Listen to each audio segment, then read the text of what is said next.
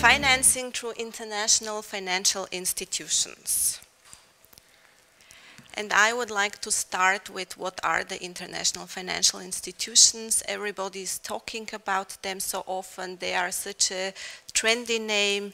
Everybody knows they have so much money, and the question is, how can we use this money? So what are the IFIs? They are normally institutions which are established by more than one country, subject to international law, and they belong to governments or other financial institutions.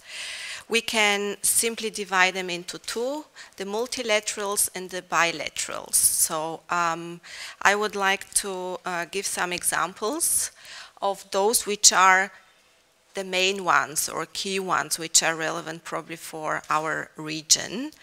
The multilaterals, the largest one and the one which provides most of financing is the European Investment Bank.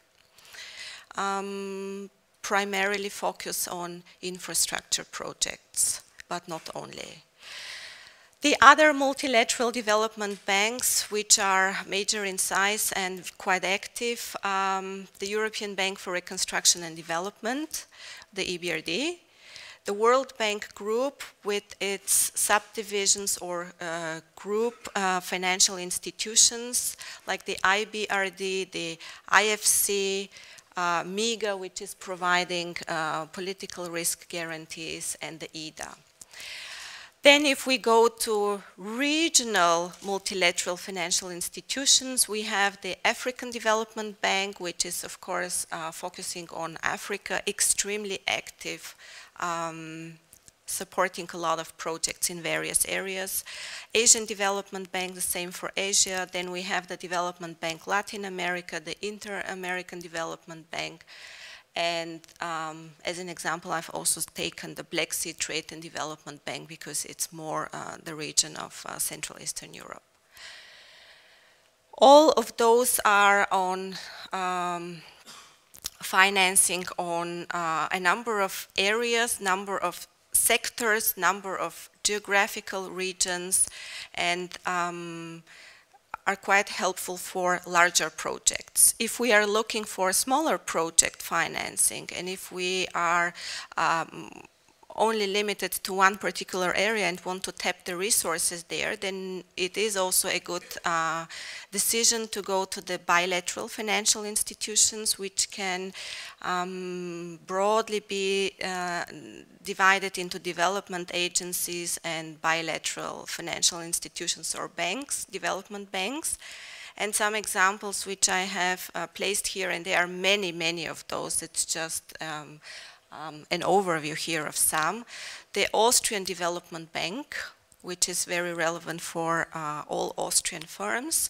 It is an active institution. It provides smaller amounts of funding, 1 to 5 million, but it's very useful. It can be a very good beginning to start from there.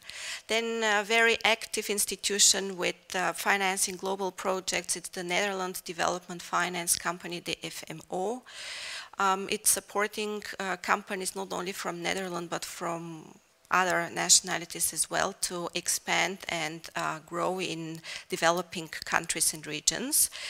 The Deutsche Investitionsentwicklungsgesellschaft, the KfW, also Germany is quite active in providing financing for developing countries and regions.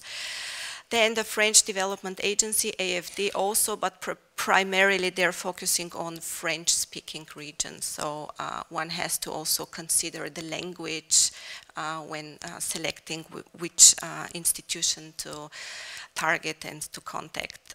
OPIC, the Japan Bank for International Cooperation, also a lot of money, donor money, and the Swiss Investment Fund for Emerging Markets.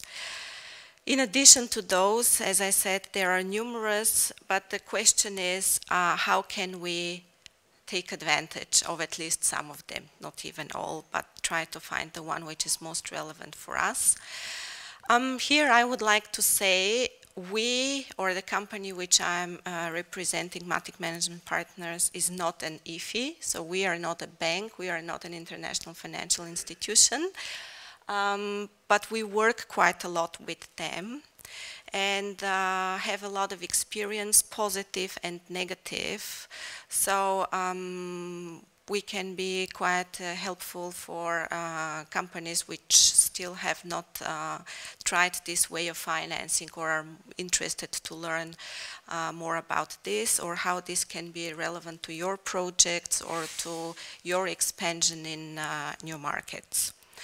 I would briefly like to say who we are. Mattig Management Partners is a Swiss company belonging to the Mattig group of companies based in Switzerland.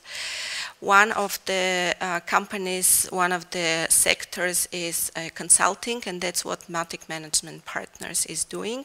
We have offices in Central and Eastern Europe, in MENA region, and project offices in Latin America. We are active in the area of management consulting, financial consulting, financial advisory, and also a key area is risk management, not only for in terms of financing, but in general risk management, implementation of internal control systems and other financial tools to minimize or control risk. Okay, here briefly again our services, but I think the presentation will be placed online. In Vienna, we are specializing in work with donor institutions and various financial intermediaries and development banks. We have done a lot of projects for the World Bank, for the EBRD.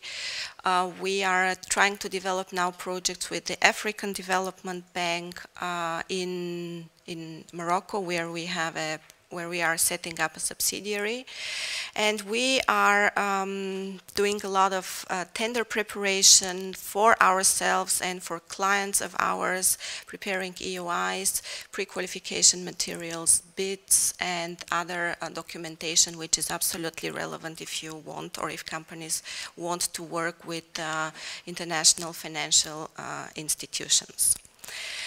If we look to the energy area, which is crucial today, we know there is this demand for energy. We know there is this demand for renewable energy. And we know that financing of renewable energy is quite tough or complex. If we look here, just basic three phases or stages of projects in renewable energy: project development, the construction, and the operations phase. The question here is, where can you take advantage of the financing coming from IFIs? This is a little bit unknown area. Normally, companies are going to banks, trying to get various financing through commercial banks. For the renewable energy and energy efficiency, and for certain regions it may be more difficult because it's risky, it's long-term, cost of capital can be too expensive, sometimes the alignment of debt terms and project life cycle or technical parameters do not match. So here we can say there are these international financial institutions, or IFIs, who actually are willing to provide such kind of financing and are willing to provide it at good terms. And if you look at the chart, probably most difficult to obtain financing is at the stage of project development, where companies have good ideas, but they need resources to carry out pre-feasibility studies or feasibility studies, where they need to do the engineering planning, where they have to structure the whole transaction, where they are in the process or have already secured their land rights and site location and so on. And then they need simply financing to develop the project so that it's financeable for a commercial lending institution. And here you can really take good advantage of the various IFIs because they tend to give certain amounts of money for this development stage or even pre-development stage, where you can finance your pre-feasibility study if the idea is good, if the region fits, if the sector is suitable, and if you can prove you have a good project with good returns and with high chances of success, then the IFIs would be absolutely willing to look at the project and help you from the very beginning. Step by step, nobody is going to tell you we'll finance from A to Z, but that's how it's good to start with an IFI on a small scale, on a mini project base, or each step make a small project, try to secure financing, and then move to the next stage. Once you have the project in a more advanced, developed stage, then of course the commercial institutions are eager to come in. Then they see a nice business plan, they then see the good projections, they see how the returns will work, and then by then the feeling of acceptance of risk, or the risk level is more acceptable for commercial institutions. But before that, the IFIs are really a good source to finance some of your costs. When you come to the construction phase, there it's more the project finance which comes into consideration, but still IFIs can to some extent play a certain role. What is important to consider is that the IFIs themselves have their own project cycle, which means that you have to consider the time they need for preparation, for appraisal, for their own due diligence of the project, for their own internal regulation check and compliance check, and only then you get the approval. So if you are considering to use an IFI for part of the financing, then it has to be taken into consideration what time they will take, and that has to be planned in the whole transaction structure and in your planning. What are the forms of financing which IFIs can provide? They really range on a broad scale, starting from loans, various types of loans, equity, mezzanine, syndications, guarantees covering commercial, political risks, for example, microfinance, grants, and technical assistance. Some here have been listed. Those which are really, really nice and good are the grants, because you don't have to repay them. They are linked to the other financial products, and they are supplementary, namely they can serve for providing of technical assistance, capacity building, transfer of know-how, improving the skills of employees, and so on, which can bring additional benefits to your project without you considering any cost for that. For the IFIs, however, it's very important, because all the money they are lending has this additionality component, which says we have to provide something similar to the commercial banks, but also a value added to it. And the value added comes through making sure the private sector in this country is developing, or privatization is taking place, transferring state assets to private hands, or improvement, the general improvement of employment skills, or capacity building of various sectors. What is important to note, the IFIs are not cheaper than the commercial banks. They are always providing terms which are benchmarked to a market. It means they are always aware in the particular country, region, or industry or sector what the standard terms are, and they are varying around this. these terms. Why? Because they do not want to compete to commercial banks. Actually, they are complementary. So they are themselves providing funding via commercial banks for on-lending, and they are in no way competitor, but they see themselves as actually as a catalyst to further commercial financing in certain regions with higher risk profile. So why do we consider working with IFIs? Because they are very much focused on private sector development, so they support various projects which enhance the private sector in various countries, particularly developing regions, for example, MENA or Latin America, or the region of Central Eastern Europe, those countries which are considered still in the stage needing development. They are good because they are already in the region. They have done a number of other projects supporting government and certain policy developments. So they know the risks. They are aware of the key players. They are aware of the issues and problems. They know the risk and are ready to take this risk. And while commercial banks still may not be active in those countries, having an IFI on board actually signals this project is good.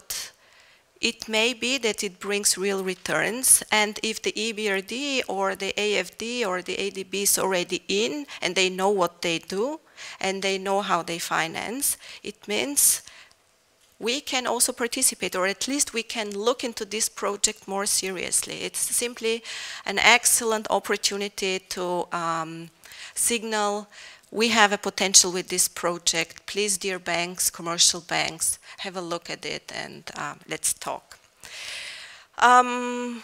The projects have certain requirements, or the IFIs have certain requirements. And in order to make sure these requirements are fulfilled, for example, critical employment skill or transfer of know-how and so on, for that purpose the IFIs are providing the grants, various grants in various sizes. It's all a question to negotiate in advance, or once there is a country strategy. Very often it is already in the country strategy. Why are IFIs also good? In some regions and countries, particularly, for example, in the MENA region, where the political situation is not so stable and the banks are really hesitant and are trying to reduce the risk as much as possible. The IFIs are there who are front runners and who can provide certain guarantees, coverage of guarantees. For example, here you can always use MIGA, which can ensure for political risk guarantee. And that's a very helpful instrument. And of course it costs money, but that's part of the whole calculation of your financing. And if you want a good project, it's better to have such a component for unstable regions, because at the end of the day we are talking about long-term projects, and things tend to change, as we have seen. Other advantage are long maturities. That's something which is, especially for energy in general, very, very relevant, to have the option of 15+ year of maturity of financial instruments. What are the challenges? In a number of countries there are a number of donors. For example, in Morocco, where we did some projects last year and this year also, there are several donors, the IFC, the EBRD, and the AFDB, and all of them have a lot of money, and for all of them Morocco is a priority country. However, the challenge is that they are uncoordinated.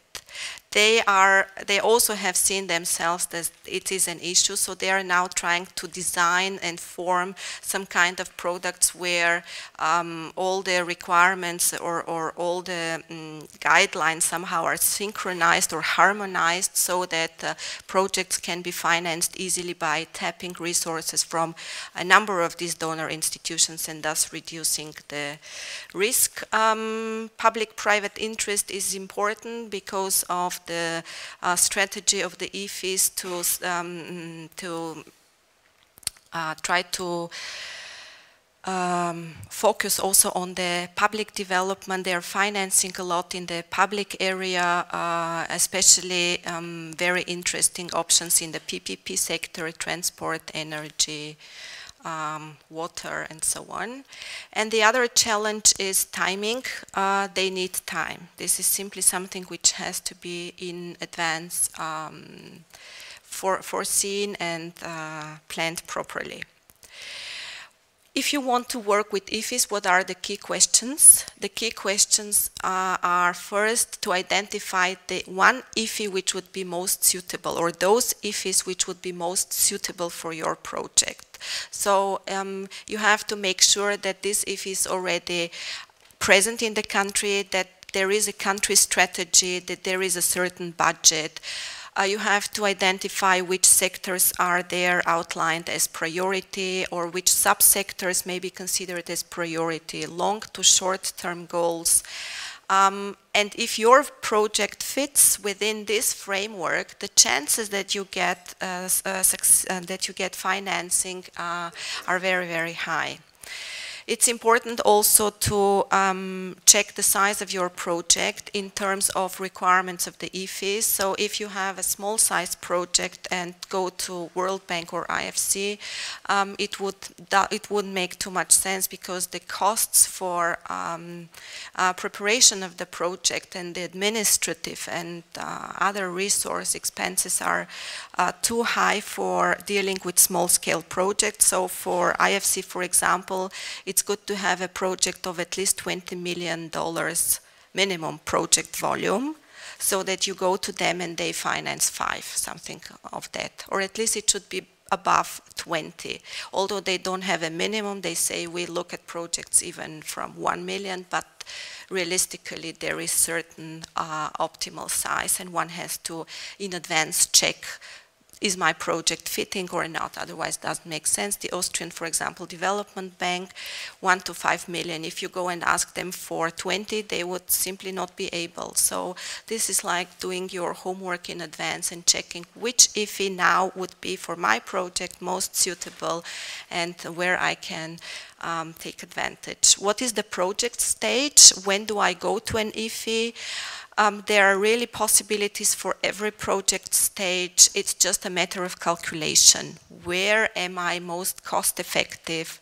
How can I price my project at this point of stage? What are the options? Do I have also enough equity investment? So you can also go to an IFI and ask for equity, but you have to be then a little bit more advanced. It's not enough to go with the great idea. That wouldn't really help. So the IFIs also provide at different stages of the project, subject to a number of factors. And for example, another factor which is important is ownership structure, corporate governance. Everything has to be transparent. This is key requirement. These are donor funds, and if there is no transparency, the IFI does not look at the project even from the very beginning. I see here comment for getting short. Okay. Important to know the additionality component. That is very important. The project has to have this component.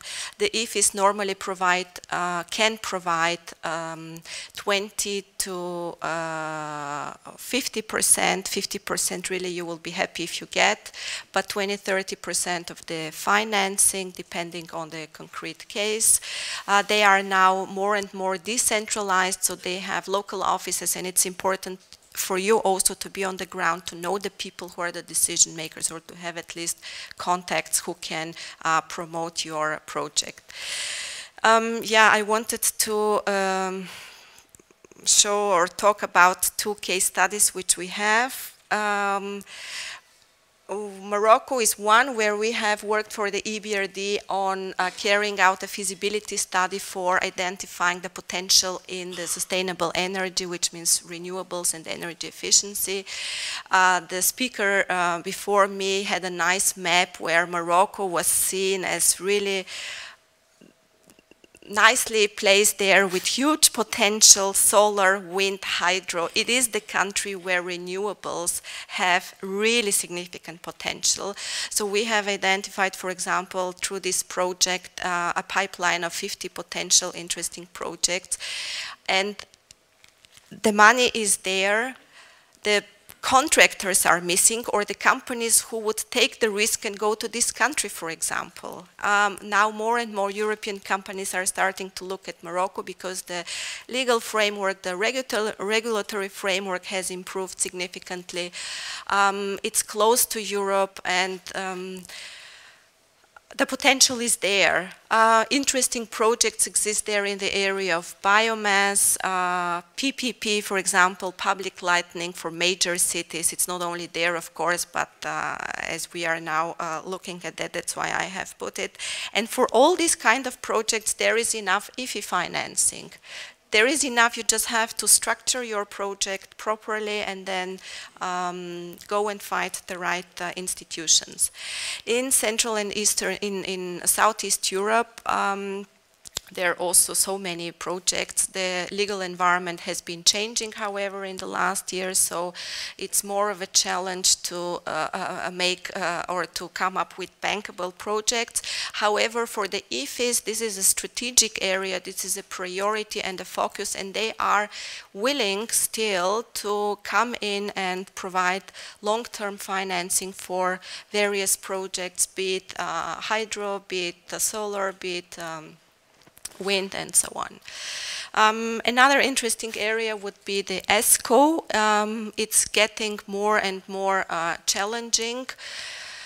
The EBRD, for example, has one of its new priorities now on ESCO. So if you have a project in that area, that's also something where you can look at support from IFIs and even get equity financing at a very, very early stage, pre-development, development, or get a commitment for future participation. Coming to an end, what are the pros and cons? It's very important to know one does not replace the other. The IFIs are not the institutions which can replace or which are competing to the commercial institutions. On the contrary, they are actually catalyzing the commercial financing for new and risky regions or areas. They are with longer maturity, so they can help you structure better and reduce the cost of financing for your project. The cons, I mean, there are few, but it's not something which you can't overcome with good organization. Basically, it's a cumbersome process. It's a lot of paper documentation. Because it's donor money, because they need to be transparent, it's simply one has to know it, one has to take it as a requirement and simply fulfill these requirements. And the other one, it's not too good for smaller projects, so there has to be the size. So that's my presentation. Thank you very much for your attention, and my advice, don't be hesitant. Try and tap this source of money. It's there and waiting. Thank you very much. Vielen Dank. Thank you.